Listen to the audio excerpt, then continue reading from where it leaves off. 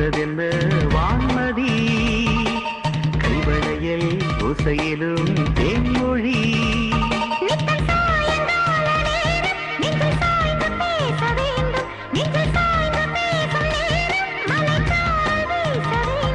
இதுபோல் தொடரும்